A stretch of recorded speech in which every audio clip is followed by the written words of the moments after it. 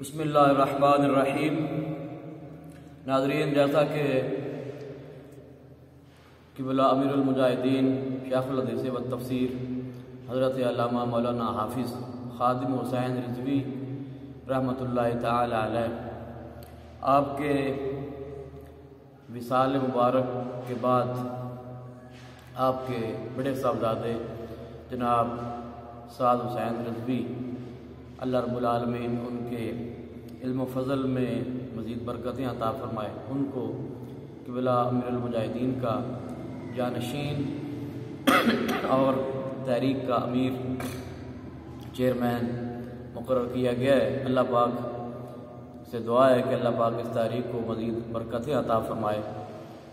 کچھ لوگ یہ سوال اٹھا رہے ہیں کہ حافظ صاحب جو ہے وہ بچہ ہے، وہ چھوٹا ہے، یا پیر افضل قادری صاحب کے ویڈیو کے بعد جو بے بنیاد میں سمجھتا ہوں کہ جو خبریں گردش کر رہی ہیں اور جن کی وجہ سے اہل سنت میں اور بالخصوص ٹی ایل پی کے جو اراکین ہیں ان میں پیر صاحب کے خلاف غم و غصے کی ایک لہر جو ہے وہ چلی ہوئی ہے، تو میں سب سے پہلے اپنے بھائی، اپنے وہ دوست جو ٹی ایل پی سے بہت زیادہ محبت بھی رکھتے ہیں اور عقیدت بھی رکھتے ہیں اور باقاعدہ طور پہ جو ممبر ہیں، اراکین ہیں، ان سے بھی اور عوام الناس سے بھی میں یہ عرض کرنا چاہوں گا کہ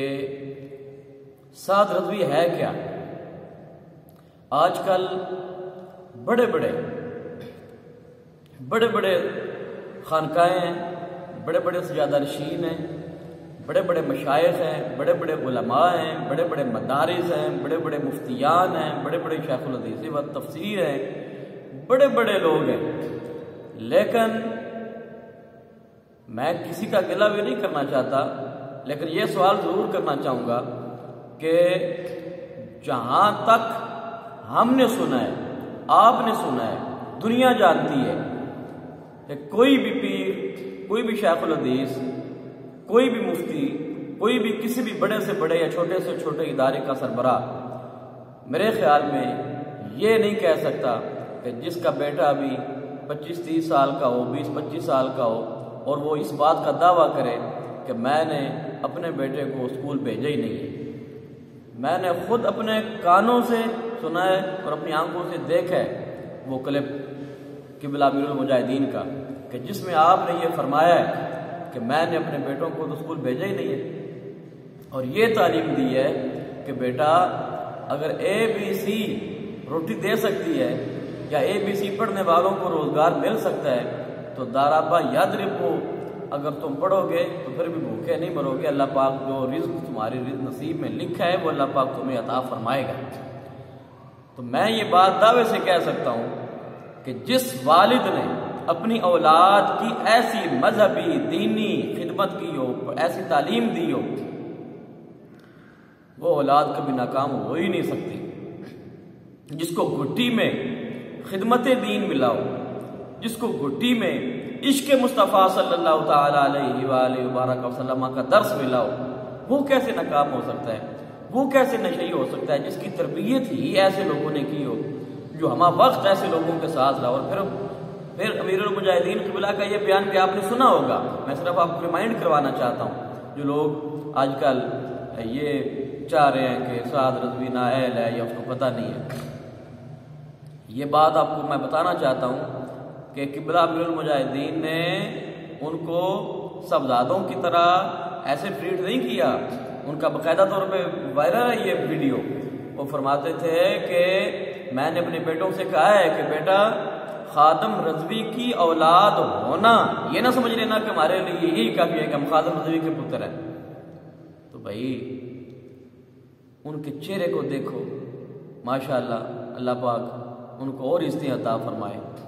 اور باقی یہ جو حسد کی بات ہوتی ہے، حسد تو ہر ایک میں پایا جاتا ہے، اور پھر روڑے اٹکانے والے روڑے اٹکاتے رہتے ہیں، باتیں کرنے والے باتیں کرتے رہتے ہیں۔ لہذا میں نے پہلے بھی ایک پیغام میں یہ بات آپ سے عرض کی تھی کہ ہمیں مسئلہ ممبرشپ کا، ہمیں مسئلہ چیئرمین شپ کا نہیں ہے، ہمیں اس کاز کا مسئلہ ہے جو قبلہ امیر المجاہدین نے لوگوں کے سینوں میں کوٹ کوٹ کے بھر دی ہے۔ اور لوگوں کو یہ بتا دیا من سبا نبیا فاقتلوہ، لبیک لبیک لبیک یا رسول اللہ، یہ نعرے پہلے بھی لگتے رہے ہوں گے، اور لبیک اللہم لبیک تو خانہ کعبہ میں اللہ رب العالمین کی بارگاہ میں حاضر ہو کر لوگ کہتے، لیکن لبیک یا رسول اللہ صلی اللہ تعالیٰ علیہ وآلہ وسلم کا نعرہ ہر زبان پہ جاری کرنا، اور من سبا نبیا فاقتلوہ یہ نعرہ زبان زد عام کر دینا، یہ کارنامہ اگر ہے تو یہ قبلہ امیر المجاہدین رحمۃ اللہ تعالیٰ علیہ آپ کا کارنامہ ہے۔ اور میں آپ کو یہ بتانا چاہتا ہوں کہ جس ہستی نے پورے ملک میں، پورے ورلڈ میں، پوری دنیا میں لوگوں کے بچوں کی زبانوں پہ یہ نعرہ جاری کر دیا ہے، آپ ابھی دیکھتے ہیں چھوٹی چھوٹی ویڈیو، چھوٹے چھوٹے بچوں کی وہ لبیک یا رسول اللہ کا عالم بلند کر رہے ہیں، من سبا نبیا فاقتلوہ اس یہ نعرے لگا رہے ہیں۔ تو جس ہستی نے پوری دنیا میں یہ نعرہ بلند کروا دی ہے تو کیا اپنے بچوں کو اس نے نہیں سکھایا؟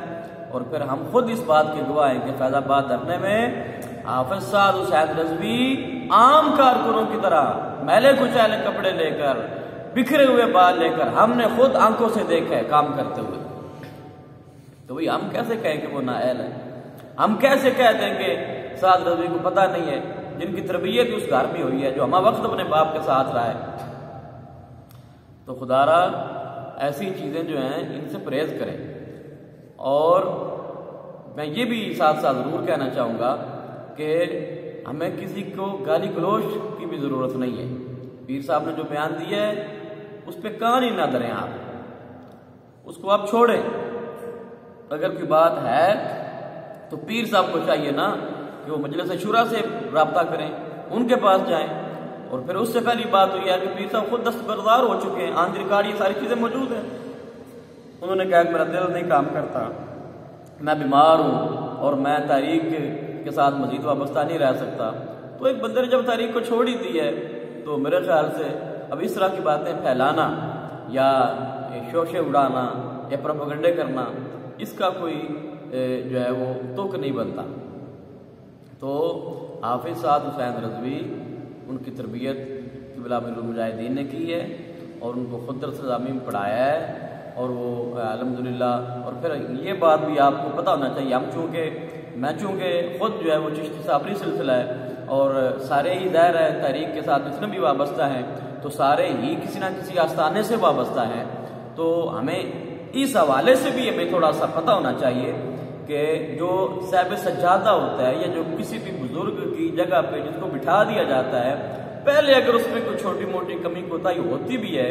یا اس میں کوئی ایسی بات ہو بھی، تو اللہ کی فضل سے جب اس کو ایک مقام مل جاتا ہے، اس کو وہ جگہ مل جاتی ہے، تو اس جگہ کی اپنی ایک برکت ہے۔ جیسے جو میرے بھائی ہیں جو جماعت وغیرہ کرواتے ہیں، ائمہ حضرات ہیں جو ہمارے بھائی ہیں، جس طرح ہم جمعہ پڑھاتے ہیں، ممبر رسول پہ بیٹھتے ہیں، تو وہ میری بات کو اچھی طرح سے سمجھ سکتے ہیں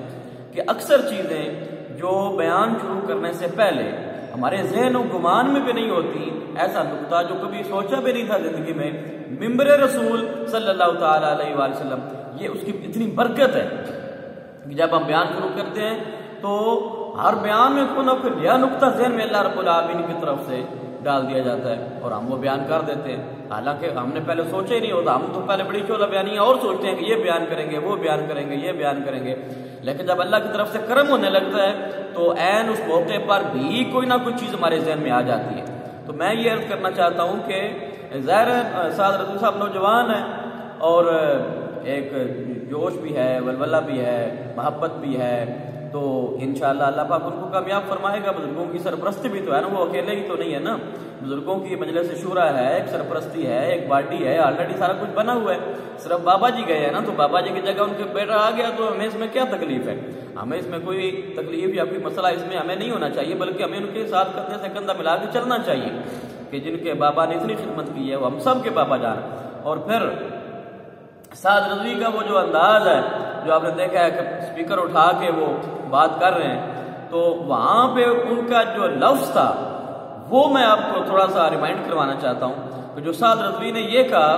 کہ ہم استادوں کی طرح مائک کو وہ اسٹینڈ جو اسپیکر والا اس کو اٹھایا ہے، تو وہاں وہ یہ بھی کہہ سکتا تھا کہ ہم اپنے ابا جان کی طرح یا والد صاحب کی طرح یا اپنے بابا کی طرح یا اپنے باپ کی طرح، کوئی لفظ بھی ایسا بول سکتا تھا جس سے والد کی طرف اشارہ ہو،